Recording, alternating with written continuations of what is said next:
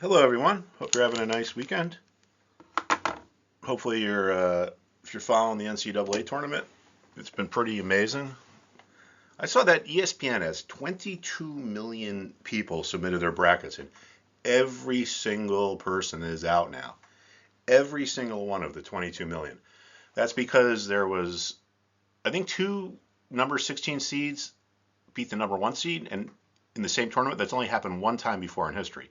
But anyway, let's talk about SPY and what we're going to see this week. It's going to be pretty interesting. I don't know if too much is going to go on tomorrow, meaning Monday, because we got the Fed on Tuesday and Wednesday, so things may be on the sidelines, but in my opinion, we're going lower. And we're going to take a look at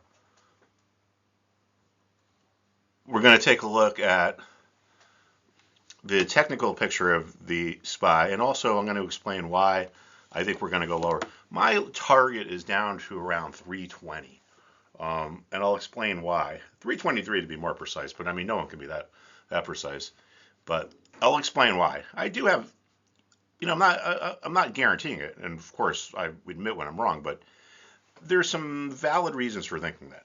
So anyway, let's take a look at SPY here over the last 10 months. And we can see once again, we're back to this amazingly important 390 level. You can see we closed at 389.99. Now, if you want to be a successful trader, you have to understand that some price levels are more important than others. That's just one of the ways that financial markets work. It's a characteristic of financial markets. Now look at this 390 level, all right, which is where we are now. It goes all the way back to last May. Market's going lower. There's not enough demand or buyers to taking all the supply, so the sellers got to offer their shares at a discount. We get down here, and all of a sudden, the buyers come out of the woodwork, and the tide turns. There's enough demand to absorb all the supply. We get these bounces, and a lot of times this happens because when we get to a support or resistance level, the investors who created the support or the resistance with their buy orders or sell orders start to get worried that they're not going to be able to execute their trades. In other words, this is trading pretty good around 390. Well, some of the investors back here might have thought, market is not going any lower. That means there must be other buyers around.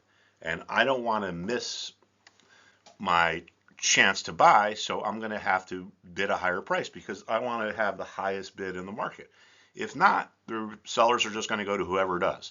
If I'm bidding 390 and someone else is bidding 390 and 10 cents, well, they're going to go to 390 and 10 cents. So some of these investors start to get anxious and they start to put higher prices, and it causes the snowball effect. See, we can see here, we can see here. So it's kind of important to know because when something gets to one of these important levels, they tend to make breaks that are tradable, and that's why we're here, right? Because we want to make money. Now, we got to 390, we rallied, we get below it. What happens here? Oh, the level that was support somehow mysteriously turns into resistance. Well, it isn't mysterious. There's a reason for this. Investors who bought here, once the price goes lower, a lot of them experience buyer's remorse and they tell themselves, I made a mistake, so I'm going to sell if I can, but I don't want to lose any money, so I'm going to try to get out at break even. So once the price gets back up to their buying price, they sell. So if you have enough remorseful buyers placing sell orders at the level that was support, it can turn into resistance. Here we can see once again the 390 level was important, but this was as support. Resistance somehow amazingly turned into support. This is the opposite. This is because of seller's remorse. Investors who sold here regret doing so once the price goes higher, and a lot of them tell themselves, I'm going to buy my shares back, but I'm only going to do so if I can get them for the same price I sold them at. So if you have enough remorseful sellers placing buy orders at the level that was resistance, it converts into support. And we can see here it was resistance again, support. So for some reason, this level around 390 is really important. Do I know why? No. Do I need to know why? No. Do I know how the electricity works? No. But I know if I flick the light switch, the electricity comes on. Sometimes with the markets, you can't overthink them. You have to. A lot of people think the markets are like a chess game, but they're really not. Because in chess, the rules are always the same.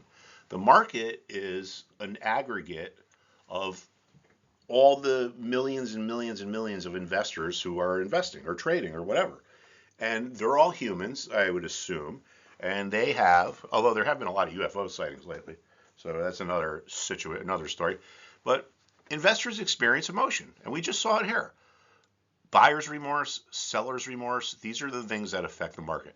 Now look at this 408 level. This thing was important, right? It was resistance here, it was resistance here, and then what happens? Resistance becomes support, and support becomes resistance. Why is it 408 and not 407 or 410? I don't know. It's 408. But I don't have to know. So understanding where these important levels are is, it's like the levels are like a roadmap, right? Because when something gets to an important level, they tend not to hang out there too long. They tend to either reverse or break through. So that's, as traders, that's what we're looking for. We want to let the market tell us what to do. We don't want to go in there with a preconceived notion, because if you have a preconceived notion that, oh, the market's going to go up today, well, if you're married to that idea, well, you can experience what we call confirmation bias, and that's going to cause you to ignore things that are contrary to your opinion, or that might be worth paying attention to, or it's going to cause you to overweight things that agree with your opinion, even though maybe you shouldn't. So it's important to understand the markets are all about psychology. Now, why would a resistance level become a resistance again? Well, again, it's market psychology. There are investors who bought up here who regret doing so when the price goes lower. They tell themselves, gee, I made a mistake. If I can get out, break even, I'm going to. So we have remorseful buyers from here placing sell orders at the level that was support. Resistance. So if there's enough of these remorseful buyers placing sell orders at the former peak, it becomes resistance. So this is why some price levels are more important than others. It all has to do with market psychology. And a level that's support or resistance can stay intact for a long time. We call that market memory. A level that was support can convert it to resistance. A level that was resistance can convert it to support. You can almost see it on pretty much any chart. Now let me tell you why my longer term target for the S&P is around 323. So here we see the SPY going back 4 years. Now, a couple of things here. Since the I don't remember since the Great Depression or since World War II, but regardless, the point is the same. There's been 25 bear markets. A bear market is defined as a market that goes down more than 20% from its top. Well, in these 25 bear markets, the average decline has been 35%. All right? That's the historical average going back 100 years. If the S&P was to get down 35%, or SPY was to get down 35% from its peak, where would that put us? Right around 320. All right. Now, also, the market is historically overvalued right now, or the current valuation of the market is above the historical average. When we talk about this, we're talking about the price to earnings ratio. The price to earnings ratio is how much do you have to pay for a dollar of earnings? If you have a stock that's $10 and it has a dollar of earnings, it's going to have a price to earnings ratio of 10. If the stock is $100 and it has a dollar of earnings, the price to earnings ratio is going to be 100. So it makes sense, or the popular notion is that the lower the price to earnings ratio, the better, because you're paying less money for getting that dollar of earnings. But all that being said, if we went back to the average over the last 100 or 200 years, the price to earnings ratio of the S&P should be about 15, and right now it's about 19. So if we get down to the average of around 15, where would that put us? Oh, gee, right around 323, or right around 320. I'm almost kind of being facetious when I have like such a precise price target, because no one can really call it within a point. But there's a lot of reasons to think that we could get down here. Now look at this. This is some technical action here. See how this peak is lower than this peak? Markets go in peaks and valleys. They don't go in straight lines.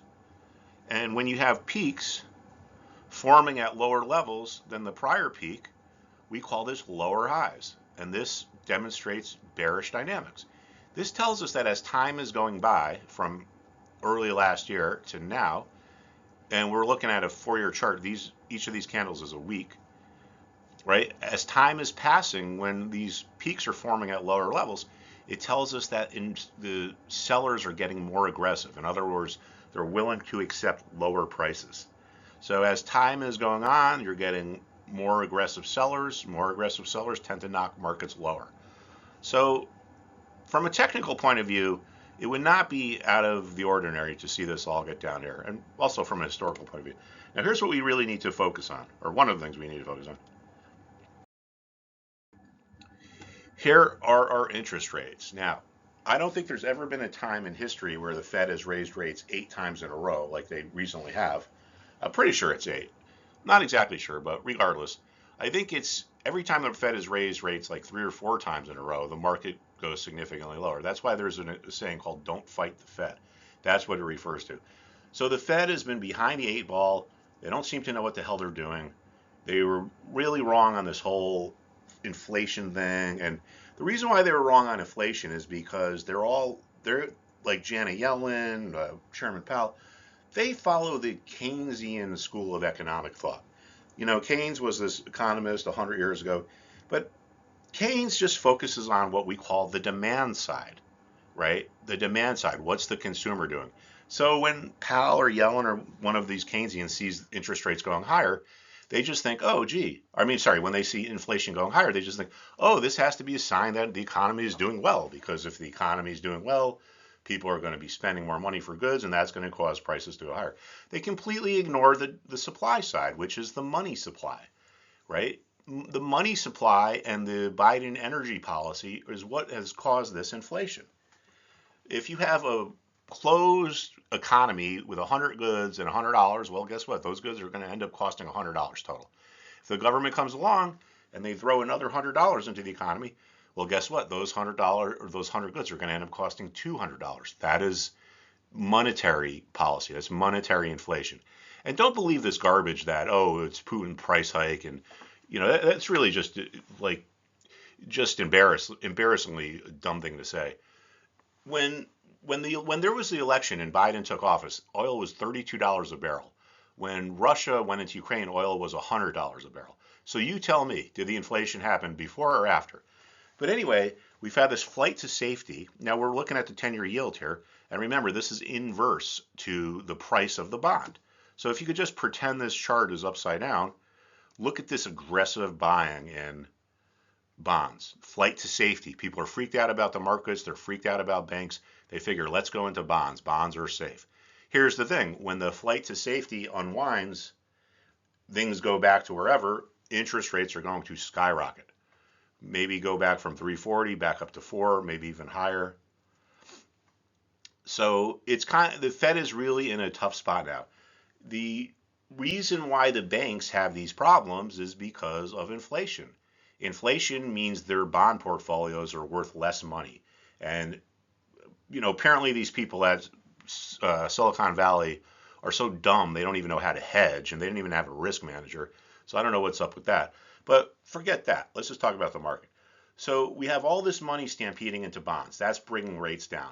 The rates going lower is kind of giving the market this temporary boost. When the flight to safety ends, the rates are going to go right back up, and that's going to be bearish for the markets. All right, everyone, so that's it. Please make sure you check back because we cover SPY every day here at stockmarketjobber.com. Please make sure you sign up for our YouTube page. My marketing person keeps telling me you got to ask people to sign up. So please sign up and please come back, and I will see you all soon. Thanks, everybody.